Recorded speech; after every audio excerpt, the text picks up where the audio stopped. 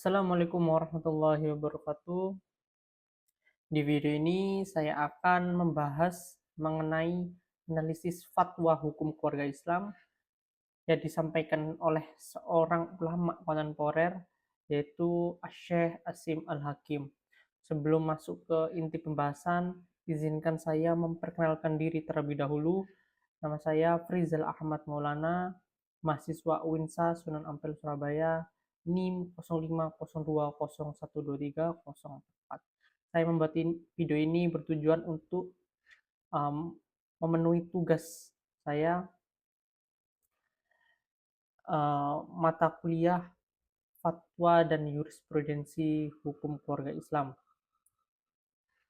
Oke, di video ini disclaimer terlebih dahulu, di video ini tidak boleh ada cut atau editing di dalam videonya. Jadi jikalau ada kesalahan kata atau kesalahan saat berbicara belibet atau gimana, mohon maaf. Oke, kita mulai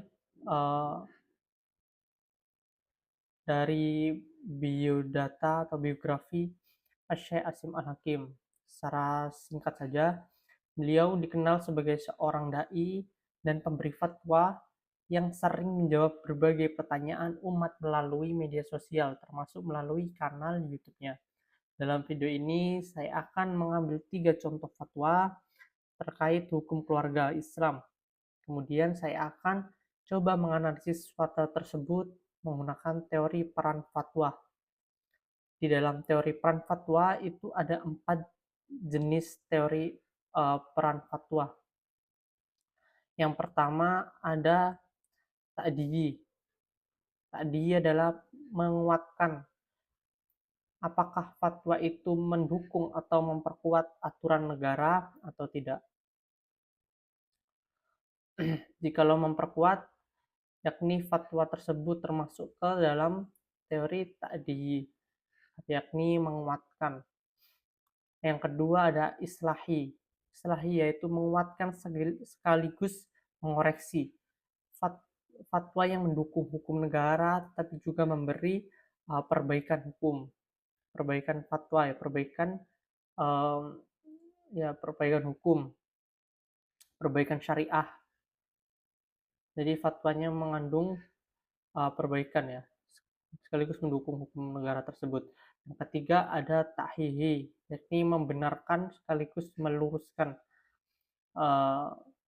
atau mengoreksi kebijakan yang dianggap tidak tepat menurut hukum Islam. Yang keempat ada insya'i atau menginisiasi fatwa yang menjadi pelopor atau memunculkan gagasan hukum baru. Oke, saya akan mulai dari video pertama. Link videonya saya sertakan di deskripsi jikalau ada ingin mengecek fatwa dari Syekh Asim Al-Hakim tersebut. Ada seorang, ini video pertama yang bertemakan mengenai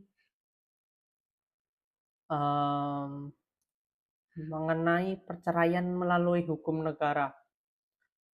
Pertanyaannya yakni yang dilontarkan kepada Syekh Asim Al-Hakim adalah apakah seorang perempuan muslim boleh mengambil perceraian melalui hukum negara dan syariah dan mengambil keuntungan seperti alimoni atau kompensasi yang tidak sesuai dengan hukum Islam.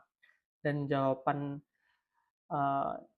Syekh yakni perceraian dalam Islam memiliki aturan yang jelas dan dalam syariah. Seorang muslim seharusnya berusaha mengikuti hukum perceraian sesuai syariah.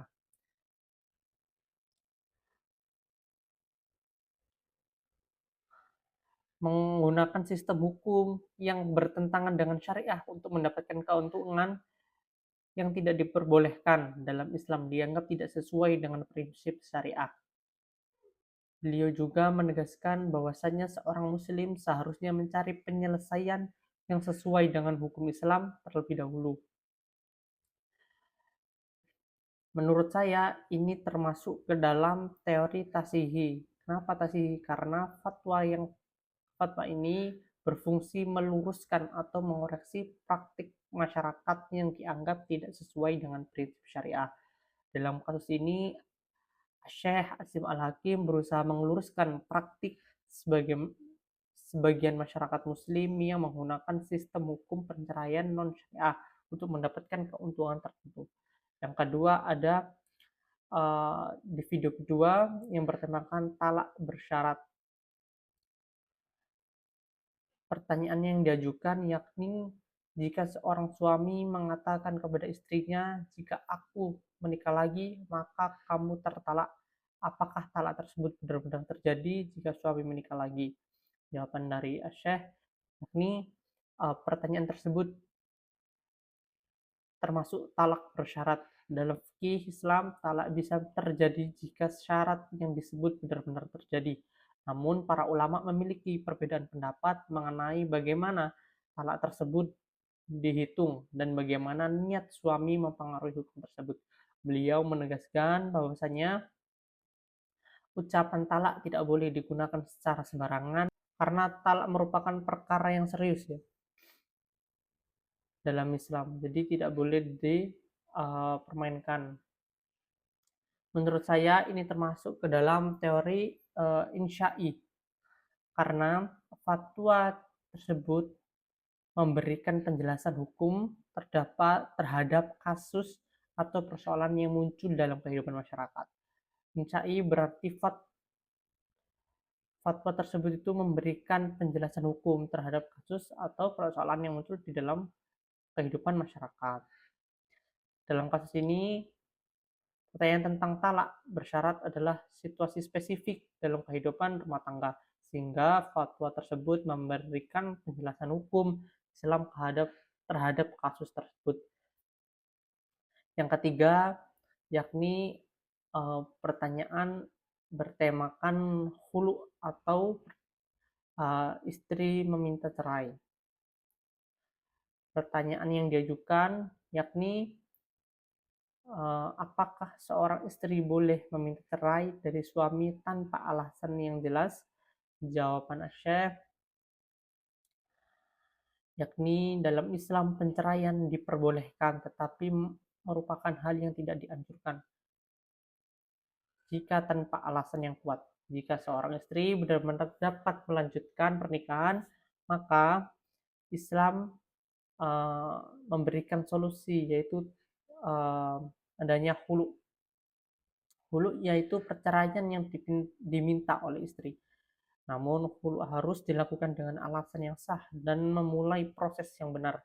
Beliau juga menegaskan bahwasannya pernikahan harus dijaga dan perceraian harusnya menjadi pilihan terakhir. Nah, analisis fatwanya, fatwa tersebut termasuk ke teori yang mana? Menurut saya masuk ke dalam teori ta'diyi karena fatwa tersebut yaitu fatwa yang berfungsi menguatkan hukum Islam yang sudah ada. Dalam fatwa ini, Syekh Asim Al-Hakim menegaskan kembali aturan syariah mengenai penceraian dan khulu, sehingga fatwa tersebut memperkuat ketentuan hukum keluarga dalam Islam.